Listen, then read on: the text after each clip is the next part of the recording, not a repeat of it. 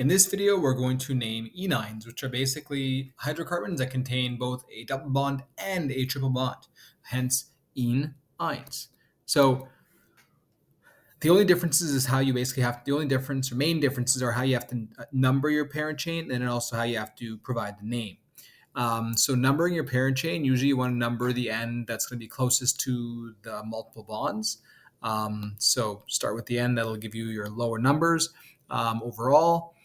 If you have equal choice though, so either end would give you lowest numbers for your bonds, then give the double bond the priority. And then afterwards, you provide the following format. You name the parent prefix only without a, put the location of the double bond first, then put "-ene", then put the location of the triple bond, then put "-eine". So for example, here we actually have equal choice. We could either choose to start counting here or here because they'd both be carbon number 1.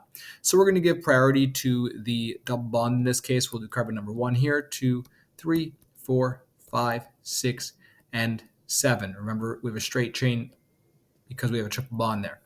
Now we have to give the length of the parent chain, so without any A there. So we have hept, like that hept. We're going to do the position of our double bond first. So that's hept 1 and then en. And then afterwards, we'll put the position of our triple bond. So 6 and then "-eine". Hept 1 in 6 "-eine". Let's try this next one here.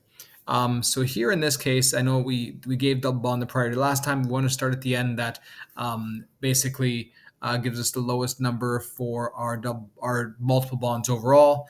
So closest to the triple bond in this case. So that's 1, 2, 3, 4, 5, 6, 7, 8. If you went in this direction and up here, your chain would not have been as long. So you have to make sure you have the longest chain that contains all those multiple bonds. So in this case, this is just a substituent. So let's go ahead and name this molecule. Here we have a molecule that is 8 carbons, or 8 carbon chain for parent chain. It's actually 9 carbons, but 8 carbon parent chain. So it's an oct. Then position of the double bond is 5, then "-ene", and then position of triple bond is 1, and then "-eine".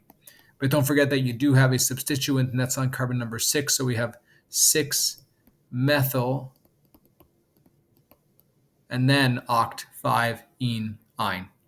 And that there is how you could name an enyne, which is a molecule that contains double bonds and triple bonds in their chain. And you can check your work by going to the handout here. So let's see, we got 6-methyl oct 5-ene 1-ine. Is that what we put? That's right. And then over here we got hept 1-ene 6-ine. Hept 1-ene 6-ine. So it looks like we named these correctly.